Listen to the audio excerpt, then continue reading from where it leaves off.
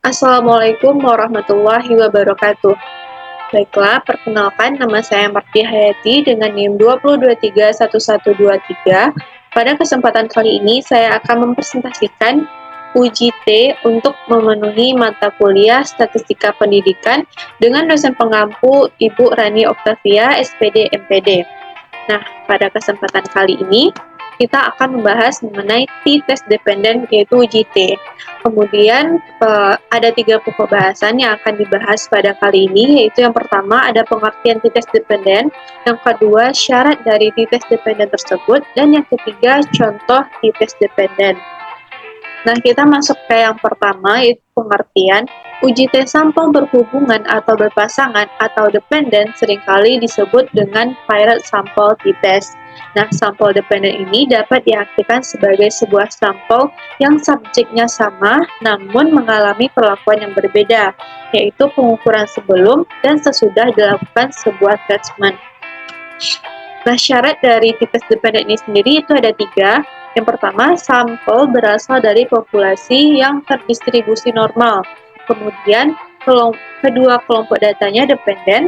Dan yang ketiga, jenis data yang digunakan adalah interval atau rasio. Nah, kita masuk ke contoh. Di sini ada seorang guru ingin membandingkan prestasi belajar siswa kelas C dengan menggunakan 2 metode mengajar yang berbeda. Setiap selesai mengajar dengan satu metode, kemudian diadakan tes, dan hasilnya didapatkan sebagai berikut. Nah, inilah hasil dari nilai siswa ketika dilakukan metode pertama dan metode kedua. Nah, untuk melihat apakah terdapat perbedaan, maka kita rumuskan hipotesisnya terlebih dahulu. Nah, di sini hipotesisnya H0-nya itu tidak terdapat perbedaan prestasi belajar yang signifikan dalam mata pelajaran statistika antara menggunakan metode 1 dan metode 2 di kelas C. Kalau HI-nya itu terdapat perbedaan prestasi belajar yang signifikan dalam mata pelajaran statistika antara menggunakan metode 1 dan metode 2 di kelas C. Nah, langkah selanjutnya, untuk menguji hipotesis apakah H0-nya diterima atau ditolak, maka kita akan melakukan uji T. Nah, uji T kali ini itu akan kita lakukan menggunakan berbantuan Microsoft Excel. Di sini sudah ada datanya, ada 20 siswa dengan nilai pada metode pertama, kemudian nilai pada metode kedua. Nah, untuk mencari nilai T hitung, itu ada rumusnya, yaitu sigma D per N dibagi S per akar N. Nah, untuk mencari S ini ada rumusnya lagi, yaitu akar 1 dibagi N dikurang 1 dikali sigma D kuadrat dikurang sigma D dikuadratkan per N. Nah, untuk langkah pertama, kita akan mencari untuk N dikurang 1. N dikurang 1 itu sampel kita dikurang 1. Di sini sampelnya ada 20, jadi 20 dikurang 1 itu dapat hasilnya 19. Kita tulis saja 19. Nah, kemudian untuk sigma D kuadratnya atau sigma D kuadrat itu, jadi kita harus cari D terlebih dahulu. Nah, nilai D ini merupakan selisih antara nilai pada metode pertama dikurang dengan nilai pada metode kedua. Nah, mari kita selesaikan bersama-sama. Di sini untuk siswa yang pertama, D-nya yaitu dengan cara kita ketik sama dengan, kemudian klik pada nilai metode pertama, lalu dikurang dengan nilai pada metode kedua. Nah, kita klik enter. Didapatkan hasilnya itu min 7.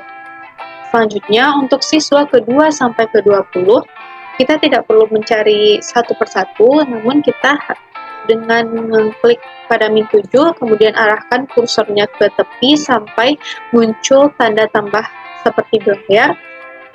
Kemudian kita tarik sampai ke bawah, yaitu sampai ke siswa nomor 20. Nah, dapatkanlah hasil semuanya. Itu sudah angka-angkanya sudah kita dapatkan. Lalu untuk mencari jumlah D-nya, itu dengan ketik sama dengan, kemudian sum, lalu buka kurung, kita klik pada min 7, kemudian kursornya ditarik sampai ke siswa ke-20. Nah, seperti yang terlihat di gambar, lalu kita tutup kurung dan klik enter. Dapatlah hasilnya itu min 57. Nah, itu baru nilai D-nya. Kita akan mencari nilai D kuadratnya. Caranya itu dengan ketik sama dengan, kemudian kita klik pada min 7, lalu kita tambahkan seperti lambang topi ini, kemudian angka 2 dan klik enter. Nah, didapatkan hasilnya yaitu 49. Sama seperti mencari D pada siswa kedua sampai ke-20, yaitu dengan kita klik pada 49, kemudian arahkan kursornya sampai membentuk tanda tambah, lalu tarik sampai ke angka 20. Nah, didapatkanlah hasilnya. Kemudian untuk mencari jumlahnya, yaitu sama dengan sum buka kurung, sama seperti tadi, klik pada 49, kemudian tarik pada sampai angka 20, dan kita tutup kurung dan klik enter. Nah, didapatkanlah hasilnya 519. Kita pindahkan ke tabel yang di samping, yaitu 519. D kuadratnya 519. Nah, untuk mencari jumlah D yang dikuadratkan, kita kuadratkan aja dari nilai D yang sudah kita dapatkan, yaitu kan min 57. Jadi, min 57 kuadratnya berapa? Langsung saja, yaitu sama dengan kita klik pada min 57, kita masukkan lambang topi, kemudian angka 2, dan klik enter. Dapatkan hasilnya itu 3249. Nah, setelah angka-angka yang akan kita masukkan ke dalam rumus kita dapatkan, langsung saja kita masukkan ke dalam rumus. Caranya yaitu dengan ketik sama dengan, kemudian kita ketik SQRT seperti di layar, kemudian kita buka kurung. Nah, karena di sini ada kurung lagi, maka kita bikin kurung. Lalu 1 dibagi 1n per 1, yaitu 19. Kita klik pada angka 19. Nah, kita tutup kurung, kemudian kita kali. Kemudian buka kurung lagi sebanyak 2 kali. Nah, kita masukkan nilai sigma D kuadratnya, yaitu 519. Kemudian kita kurangi dengan, kita buka kurung lagi, sigma D dikuadratkan yaitu 3249 dibagi dengan N kita tadi ada 20. Lalu kita tutup kurung sampai tutup kurungnya berwarna hitam. Nah, seperti di layar sudah berwarna hitam, lalu kita klik enter.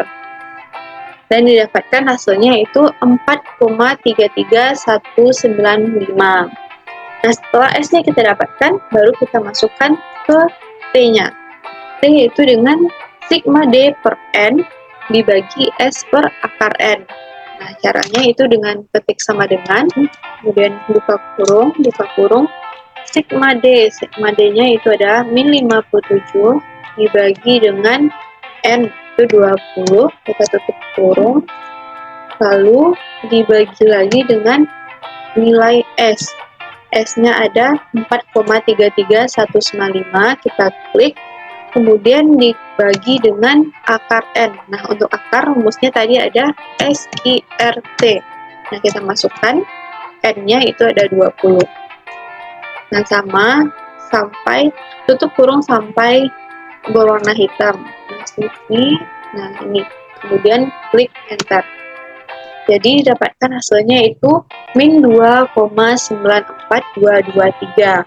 Nah, setelah T hitungnya kita dapatkan, selanjutnya itu akan kita bandingkan nilai T hitung dengan nilai T tabel. Apakah T hitungnya lebih besar atau lebih kecil daripada T tabel? Nah, di sini ada T tabel yang akan kita bandingkan dengan T hitung.